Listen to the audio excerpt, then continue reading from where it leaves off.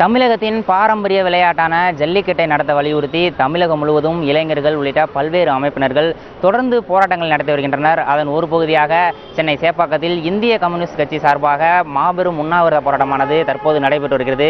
இதில் கலந்து கொண்டுள்ள நடிகர் சத்யராஜ் நம்மிடம் இணைந்திருக்கிறார். அவரிடம் சில கேள்விகளை கேட்கலாம். சார், சென்னை மட்டுமல்லாது தமிழகம் முழுவதும் இந்த மாதிரி போராட்டங்கள் நடந்துட்டு இருக்கு. இளைஞர்கள் உட்பட மாணவர்கள் உட்பட பல்வேறு தரப்பினர் ஜல்லிக்கட்டை வலியுறுத்தி போராட்டம் பண்ணிட்டு இருக்காங்க. இது எந்த வகையில் பயனளிக்கும் சார்? நிச்சயமாக பயனளிக்கன்னா தன்னெழுச்சியான ஒரு போராட்டம் தோற்றதாக வரலாறே கிடையாது. அது இளைஞர்களும் மாணவர்களும் ஒரு போராட்டத்தை கையில் எடுக்கலை. இந்திய எதிர்ப்பு போராட்டமும் எடுத்துக்கேன். 1965 60கள் வாக்கில் அப்போ நான் பள்ளியில் படிச்சுட்டு இருக்கிறேன்.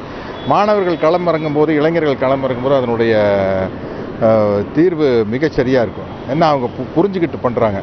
அதனால் அந்த போராட்டத்துக்கு என்னுடைய முழுமையான ஆதரவை தெரிவிச்சுக்கிறேன். ஜல்லிக்கட்டினுடைய தடையை நீக்கியே ஆகணும். இது ஒரு தமிழர்களுடைய பாரம்பரியமான ஒரு வீர விளையாட்டு. அதனால் அதை தடையை நீக்க வேண்டும். இந்திய கம்யூனிஸ்ட் கட்சி சார்பில் நடக்கிற ஆர்ப்பாட்டத்தில் நான் முழு மகிழ்ச்சியோடு கலந்துக்கிறேன். இதை என்னுடைய கடமையாக நினைக்கிறேன். அதே போல் இந்த ஜல்லிக்கட்டு தடைபடுவதற்கான காரணம் மத்திய அரசும் மாநில அரசும் மாறி மாறி குற்றச்சாட்டு வச்சுட்டு இருக்காங்க.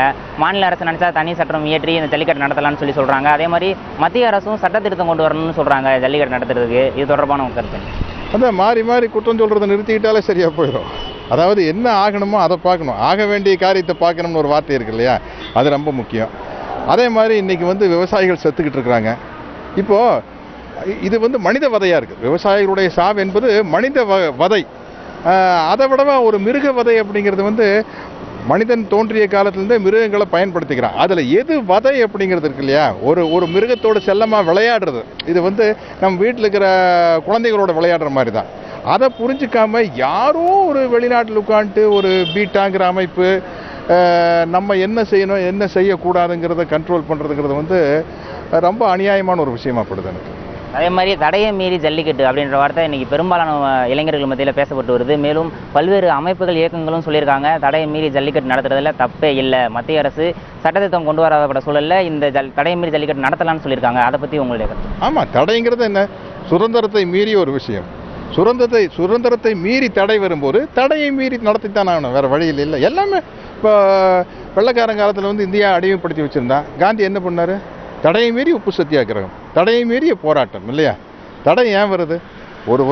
நம்மளை எங்கேயோ உட்காந்து ஒருத்தர் ஆதிக்கம் செலுத்தும் போது தடையை மீறித்தான் நடத்தி ஆகணும். தடையை மீறி நடத்தினா தான் ஜெயிக்க முடியும்.